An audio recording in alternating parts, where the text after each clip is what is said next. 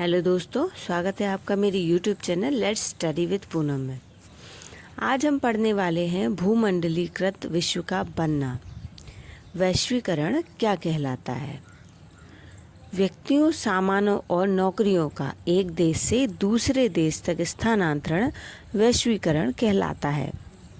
जैसा कि भारत की खोज वास्को डी गामा ने की, अमेरिका की खोज कोलंबस ने की।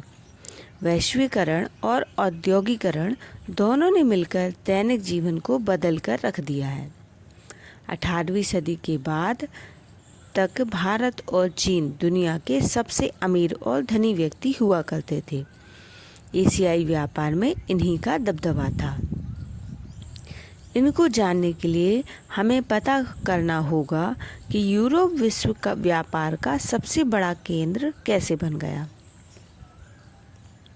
आधुनिक युग से पहले रेशम मार्ग और सिल्क रूट के बारे में पढ़ते हैं। रेशम मार्ग बहुत ही प्राचीन मार्ग था जो एक देश को दूसरे देश से जोड़ता था, एक महादेश को दूसरे महादेश से जोड़ता था। यह मार्ग ईसा पूर्व से पहले शुरू हो चुका था। 15वीं शताब्दी तक भी इसका उपयोग किया गया था, जिसने बहुत सारे महादेश को भी जोड़ा, जिसमें से प्रमुख थे अफ्रीका, उत्तरी अमेरिका और यूरोप को एशिया से जोड़ता था। सिल्क रूट की कुछ विशेषताएं हैं। इस सिल्क रूट से होकर चीन के बर्तन दूसरे देशों में जाते थे। इसी प्रकार यूरोप से एशिया तक सोना इसी सिल्क रूट के माध्यम से जाता था। सिल्क रूट के रास्ते ही ईसाई, इस्लाम और बौद्ध धर्म दुनिया के विभिन्न भागों तक पहुंचाया गया।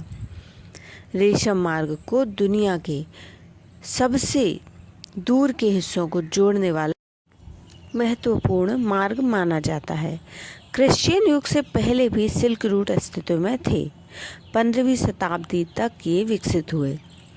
सिल्क रूट दुनिया के विभिन्न हिस्सों के बीच व्यापार और सांस्कृतिक संबंधों का बड़ा स्रोत साबित हुआ। रेशम मार्ग का नाम ही इस मार्ग का नाम क्यों पड़ा?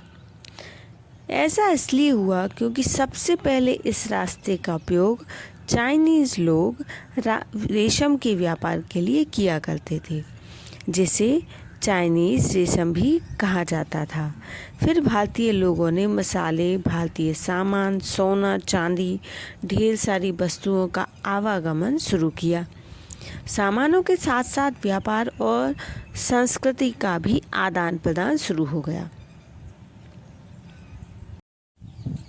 व्यापारी और यात्री एक देश से दूसरे देश को जाते और उसी तरह खाने का सामान भी साथ में लेकर चलते चले जाते। नूडल्स साथ में चाइना से आया। आलू, प्याज, टमाटर, मिर्ची, सोया, मक्का, मूंगफली, शक्कर पूरी दुनिया में आम खाद्य पदार्थों की तरह इस्तेमाल किए जाने लगे। आज हमें यह जानकर ताज्जुब होगा कि ये पदार्थ यूरोप से बहुत पहले पूरे विश्व में आ गए थे। अमेरिका की खोज तथा बहुमूल्य धातुओं का लाया जाना। 16वीं सदी में यूरोप के नागरिकों ने एशिया और अमेरिका के देशों के लिए समुद्री मार्ग खोज लिया था। नए समुद्री मार्ग की खोज ने न सिर्फ व्यापार फैलाने में मदद की, बल्कि विश्व के अन्य भागों से यूरोप की फतह की नींव भी रखी। अमेरिका के पास खनिजों का अकूत भंडार था। इस द्वीप में अनाज की प्रचुर मात्रा थी। अमेरिका के अनाज और खनिजों ने दुनिया के अन्य भागों के लोगों की जीवन को बदल कर रख दिया था। विजेताओं द्वारा चेचक के कीटाणुओं का प्रयोग किया जाना। 16वीं सदी के मध्य तक पुर्तगाल और स्पेन द्वारा अमेरिका के उपनिवेशों की अहम शुरुआत हो चुकी थी, लेकिन यूरोपियन की यह जीत किसी हथियार के कारण नहीं बल्कि एक बीमारी के कारण संभव हो पाई थी। यूरोप के लोगों पर चेचक का आक्रमण पहले से हो चुका था, इसलिए उन्होंने इस बीमारी के खिलाफ प्रतिरोधन क्षमता विकसित कर ली थी। लेकिन अमेरिका तब तक दुनिया के अन्य भागों से अलग था, इसलिए अमेरिका के लोगों के शरीरों में इस बीमारी से लड़ने की प्रतिरोधन क्षमता नहीं थी। जब यूरोप के लोग वहां पहुंचे तो अपने साथ चेचक के जीवाणु भी लेकर गए। इसका परिणाम यह हुआ कि चेचक ने अमेरिका के कुछ भागों की पूरी आबादी साफ कर दी। इस तरह यूरोपियन आसानी से अमेरिका को जीत पाए। 19वीं सदी तक यूरोप में कई समस्याएं थीं, जैसे गरीबी, बीमारी, धार्मिक टकराव। धर्म के खिलाफ बोलने वाले कई लोग सजा के डर से अमेरिका भाग गए थे। उन्होंने अमेरिका में मिलने वाले अवसरों का भरपूर इस्तेमाल किया और इससे उनकी काफ़ी तरक्की हुई। 18वीं सदी तक भारत और चीन दुनिया के सबसे धनी देश हुआ करते थे, लेकिन 15वीं सदी में ही चीन ने बाहरी संपर्क पर अंकुश लगा दिया था और दुनिया के बाकी हिस्सों से अलग थलग हो गया था।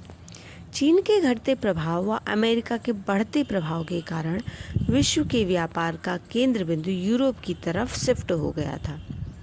19वीं सदी में दुनिया तेजी से बदल रही थी। इस अवधि में सामाजिक, राजनीतिक, आर्थिक और तकनीकी के क्षेत्र में कई बड़े जटिल बदलाव हुए। इन बदलावों की वजह से विभिन्न देशों के रिश्तों के समीकरणों में अभूतपूर्व बदलाव आए। अर्थशास्त्री मानते हैं कि आर्थिक आदान प्रदान 3 प्रकार के होते हैं जो निम्नलिखित हैं। पहला प्रवाह, व्यापार मुख्य रूप से वस्तुओं जैसे कपड़ा या गेहूं का। श्रम का प्रवाह, काम या रोजगार की तलाश में लोगों का यहाँ से वहाँ जाना। पूंजी का प्रवाह, अल्प तथा दीर्घ अवधि के लिए दूर दराज के इलाकों में निवेश करना। इस वीडियो में हमने पूरे विश्व के भूमंडलीकरण के कुछ महत्वपूर्ण बिंदुओं को जाना है। इसके आगे की चर्चा हम अगले वीडियो में करेंगे। तब तक के लिए अगर हमारा वीडियो आपको पसंद आए तो चैनल को लाइक, शेयर और सब्सक्राइब जरूर करें। धन्यवाद दोस्तों।